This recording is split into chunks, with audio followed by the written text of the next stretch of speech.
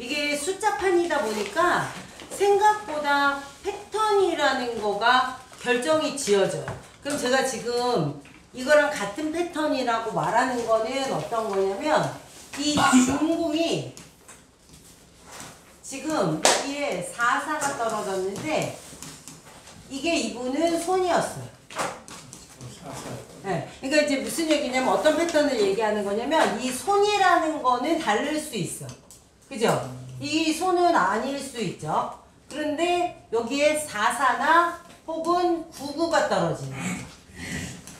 99가 떨어지면 옆에 음복수로 4사가 들어가 있는 거고 4사가 떨어지면 음복수로 99가 들어가 있는 거고.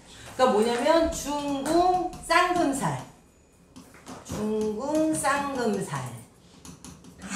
거죠. 요거는 패턴이에요. 그럼 중궁에 쌍금살이 떨어지면 얘는 무조건 그려보지 않아도 뭐예요? 수화충. 수화충이 떨어진다고.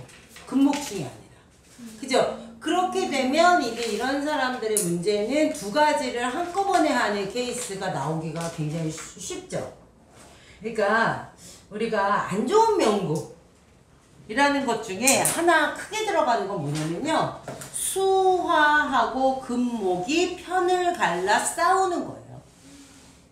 걔네가 서로 이렇게 어쨌든 넘어가든 뭐 이렇게 올라타든 하면서 상생이 돼야 되는데 수화하고 금목이 딱 금을 가르고 수화는 수화끼리 싸우고 금목은 금목끼리 싸우면 도대체 뭘 어떻게 하라는 거야.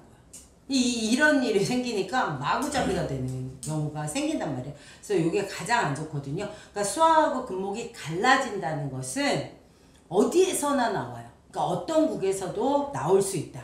그런데 수화충 중에서 중궁쌍금살 얘네들은 중궁이은 항상 동처죠.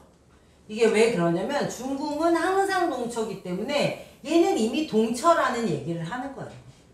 그러니까 얘는 분명히 나오는 거야. 자, 그래서 만약에 얘가 뭐가 될 때, 그러니까 무엇이냐에 따라서 뭐 하나 따나죠. 이거는 이제 우리가 이렇게 그릴 수 있어요. 만약에 지금 이분은 여기에 지금 우리가 손이라고 돼 있단 말이야. 그러면 손에 쌍금이 들어왔다는 거거든요. 그러면 당연히 일지는 오토 아니고 10토잖아요. 그러니까 이제 제가 이제 기문을 계속 하면서 조금 쉽다고 말씀드리는 것 중에 하나는 뭐냐면 요 정도 숫자판은 머릿속에서 왔다 갔다 할 수 있어요. 보통 이게. 그러니까 손이 뭐다 그러면 뭐 당연히 일지는 뭐고 그럼 관이 뭐다 이게 뻔한 스토리잖아요. 그런데 이제 거기에 각각이 다른 걸 갖고 있단 말이에요.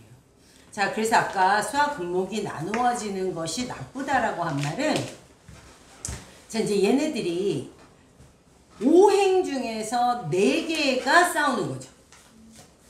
한마디로 얘기했을 때 두 개 편을 먹고 그래서 성국이라는 게 좋다고 얘기하는 거예요. 성국은 아주 대단한 게 아니에요. 삼지 말하자면 일지를 포함한 3개만 완성돼도 살아가는데 그렇게 큰 문제가 없어요. 근데 고나마도 지금 되게 어려운 거거든요. 그러니까 복이라고 하는 것은 이제 이런 식으로 약간 나를 포함한 3가지의 삼지. 그런데 세지하고 중궁이죠. 그게 사실은. 세지하고 중궁이 합세를 해주는 거. 성국으로. 그래서 손을 잡아주기만 한다면 사실 이제 굉장히 쉬워지는 일이 된다. 이제 이런 얘기인데, 자, 쌍손. 자, 이제 제가 엊그저께도 우리 사반에서 어떤 분이 이제 우리 수업 중에서 뭔가 발표를 시켰는데, 화살이라는 말을 좀 잘못 알고 있기도 한 것 같고, 그 다음에 우리 지난번에 화살 한번 했거든요. 네, 이론할 때에서 여기 모르시는 거죠. 화살이라는 걸 했는데 화살이라는 건 결국은 뭐냐면 쌍인이 있다는 얘기예요. 사실.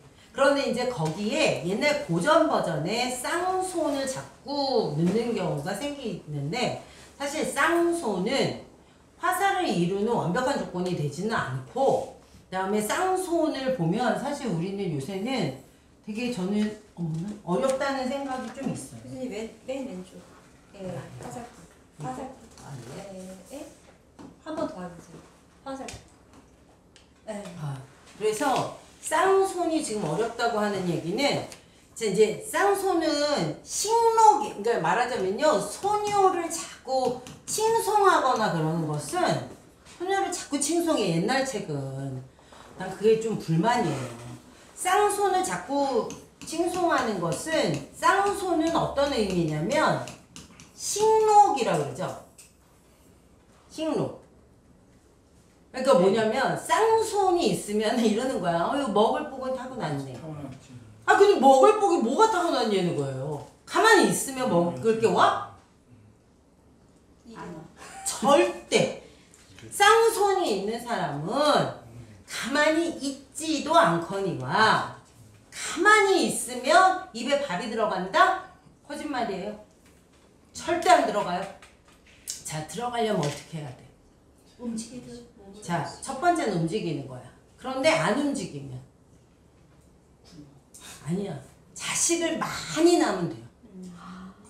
근데 이것도 언제적 얘기야? 옛날 얘기잖아. 자식을 많이 낳으면 걔네들이 나가서 다 벌어와. 농사를 지어. 내 대신. 그래서 이거를 이제 식록이라는 개념을 줬거든요. 근데 요새는 애기 많이 낳으면 어떻게 돼? 돈이 너무 많이 들어가서 못 낳아요.